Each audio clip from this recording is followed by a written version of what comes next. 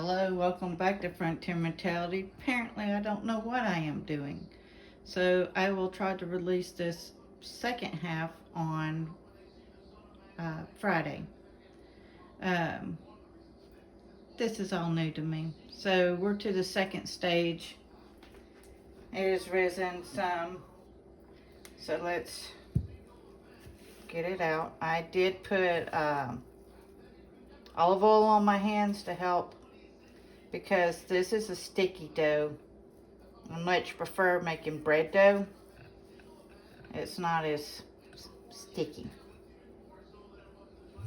But we are going to put flour on my hands. I was just trying to get as much of it as I can out. Smells great. I only make this about twice a year. Once for the Bible study ladies and then once for Christmas. Okay. Dry my hands.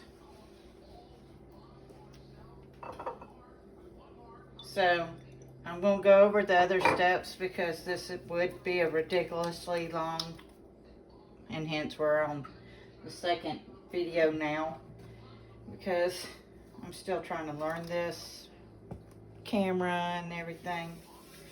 So what I did is I put flour and oil on my hands because this is a sticky dough, and I've got some on this mat. So what we're going to do is we're going to knead it a little bit. It's fun to work with when once you got the sticky part gone. This is helping create the beautiful air pockets that will be in your dough. Kneading is not hard to do. It's just a little time consuming. So when we make you saw where we're making the inside with the flour and, or not flour, brown sugar and pecans. The glaze would be super easy. What is it? It's 2 cups of powdered sugar, Kefenich sugar. I can't ever say that right, so y'all got a little laugh there. 2 cups of powdered sugar. If you don't have powdered sugar, you can use your NutriBullet or Ninja Bullet and the flat blade that you would do your coffee or your nuts or anything like that on, and you can puree or blend up your regular sugar and make your own powdered sugar. That's another way to save money because everything's so stupid expensive, right? Okay, and then it would take 1 teaspoon of vanilla extract. Please, for the love of all good, buy the true vanilla extract or make your own. I make my own because the imitation is made out of beaver glands out of their butt. So when I found that out, it totally grossed me out. You can do your research on that. It's just, so I bought some vanilla bean. And you use alcohol. This is from 2024. It does take time to make, but it's so worth it. But if you don't want to make it yourself, then like I said, fork out the extra couple of dollars for the real stuff. Alright, then you need 3 tablespoons of melted butter and 3 tablespoons of hot water to make the glaze. I added a little cinnamon to my glaze. I won't put it on until tomorrow, but you would just drizzle it over the top of your bread, or your, since we're doing bread, you would do it over top of your bread or over your cinnamon rolls, and then add some crushed walnuts or crushed pecans to it. Okay. I always forget my rolling pin. Be right back, y'all.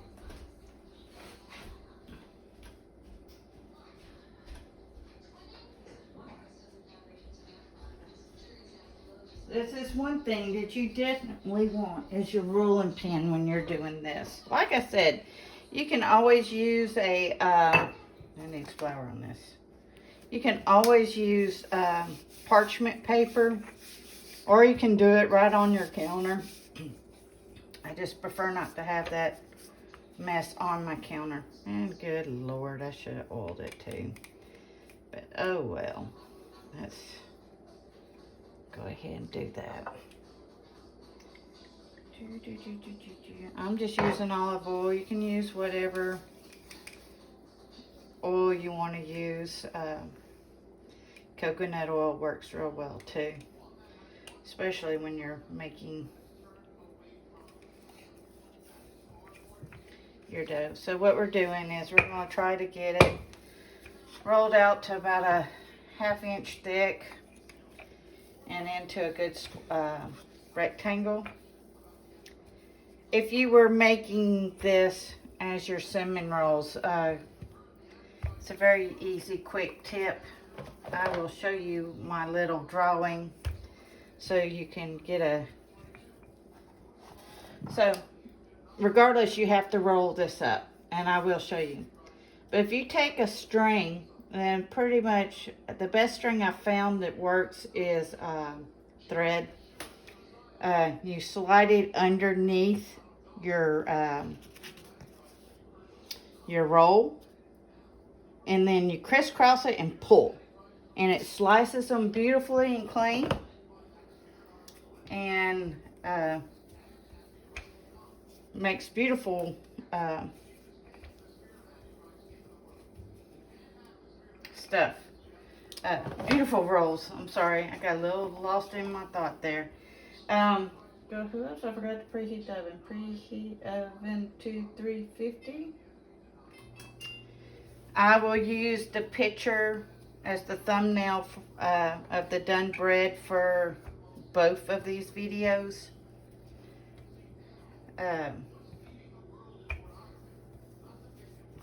Yeah, so like I said, it's just a little time consuming, but it is so worth it.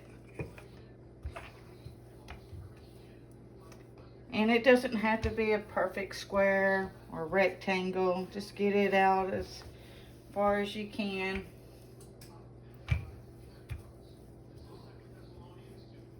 Because when you roll it into the log, it all ends up looking pretty anyways. So, like I said, this is not a health food. So, I did microwave this butter a little bit because I didn't realize I didn't have any in the fridge to sit out at the right time. So, this was in my freezer. You can freeze butter, so, and you can butter as well. You can turn your regular butter into ghee. Well, if I get a good butter sale going on somewhere, I will bring y'all and show you how to do that. It's just, your body needs good fats. So good fats, if you can find the real olive oil, it's a good fat. If you can find cold pressed coconut oil, is also a good fat. Your butters are a good fat, and tallow, beef tallow, because our bodies needs fat, the good fat. You can, and we're talking about bacon, we can also use what would be considered good fat as avocados and stuff like that, but you don't want it in your cinnamon rolls. Okay, that wiped off. So So now we're just adding the mixture.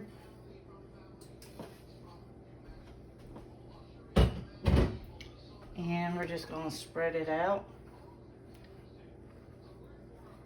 Like I said, I will add more of the pecans into it. I was just, if you're gluten intolerant, and you can make it with e-corn. It's an ancient grain. It does not affect the body the same way as our flours do today. But you would need to do your own research with the almond flour and stuff. I know some people ratio it half and half with the bread flour to get the rise. Excuse me. Some of that cinnamon, woo.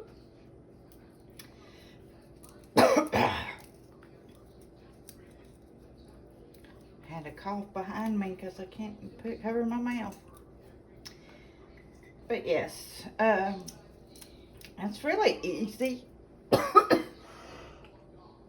Excuse me. Sinuses are tore up.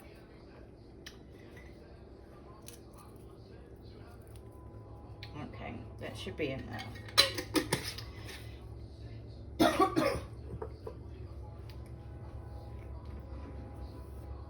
Get my little silicone bread thing. I like this because it doesn't stick, and then when I can flip it over upside down, I can let it cool on a drying rack.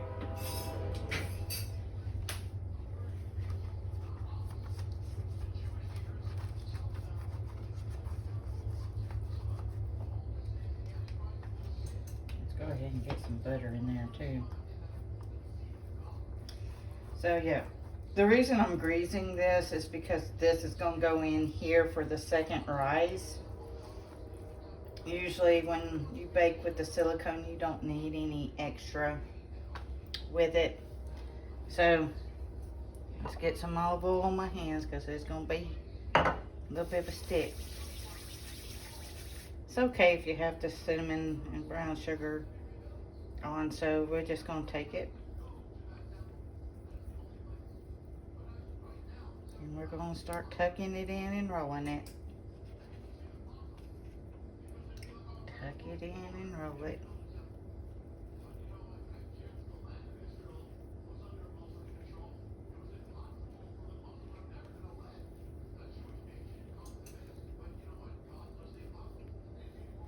And this is going to be a little long. I mean, not the video. The video might be a little long as well. Let's pull this mat towards me. For my pan here. But I am going to trim some of the edges off.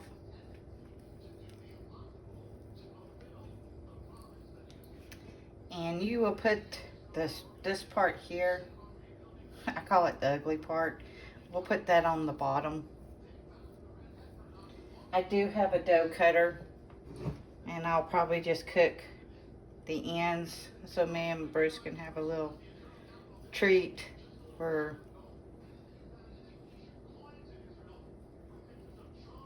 to enjoy the benefits of the, let's see, measure it out right.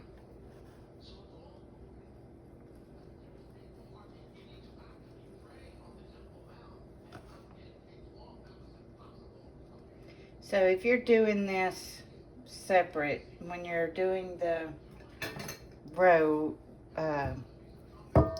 use a cast iron pan and you would prop it up. Can you see that? Yeah. You would prop it up, and this would usually make about 15 to 20 cinnamon rolls. Okay, let's see if we can do this without tearing it up.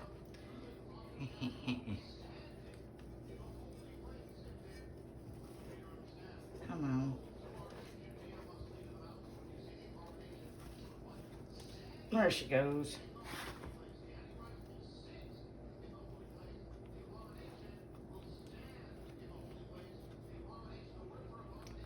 So yeah, so while the oven is preheating, we're just going to let it sit in this, and it will do a second rise. And I will just cover them both up. So I'm going to show you up close the ingredients. I will try to put them in the description box. In the best cinnamon preheat, second rise, ingredients, the brown sugar mixture, the sugar mixture dough. When you roll it, you can cut it. This gives a clean cut. The dough topper. Oh, it makes about 9, unless you double it, which I usually do when I do this. And then there's your confectionate sugar. But I will do, like I said, put it in the description box on both videos. So this will be a 2-part series. So everybody, please stay safe. Please get ready. And please get prepared. Frontier Mentality signing out.